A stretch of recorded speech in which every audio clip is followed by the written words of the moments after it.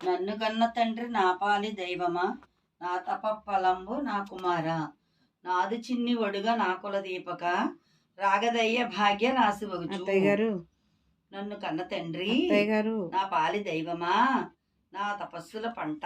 అత్తయ్య ఏమిటే? గారు, ఏమిటి భాగవతం కూడా చదువుకోనివ్వమ్మ నన్ను. చెప్పేంటి, ఎందుకు వచ్చావు? మిమ్మల్ని ఒకటి అడుగుదామని వచ్చి మర్చిపోయాను. మర్చిపోయావా?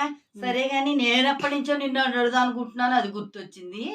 అసలు నీకు వస్తే మా వెర్రివేధవ కన్నా ముందు ఇంకో ఎవరన్నా సంబంధాలు వచ్చాయా, లేకపోతే మేము వెర్రివేధవలం మేమే వచ్చామా? మీకన్నా ముందు ఇంకో సంబంధం వచ్చింది అత్తయ్య గారు. అవునా? ఆ అదృష్టం వాడిని వరించలేదేటే బాబా, మమ్మల్ని వరించింది. ఏమైందంటావా? ఎందుకు పోయిందా సంబంధం? ఆ రోజు పెళ్లివారు వస్తున్నారు కదా అమ్ములు, మంచిది వెరైటీగా ఏమైనా వంట చేసి పెట్టమని నాన్నగారు చెప్పారు. చెప్తే నేను చింతపండు పాయసమును ఎండుమిరపకాయ హల్వా చేశాను అత్తయ్య గారు. తిన్నారు.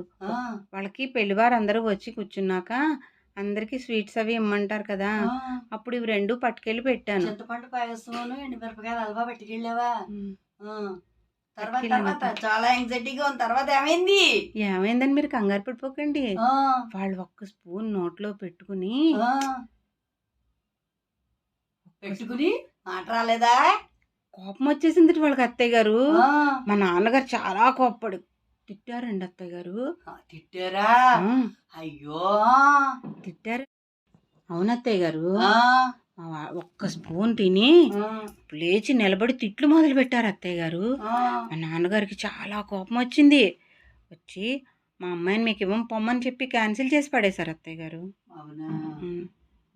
ఆ తర్వాత మీ సంబంధమే వచ్చింది. అవును, వేరే ఫలమే. అందుకే ఏమి తినం, కతికితే అతకదమ్మా, మాకేం వద్దన్నాం, లేదంటే మాకెన్ని చిత్రాలు చేసి పెడుదువో.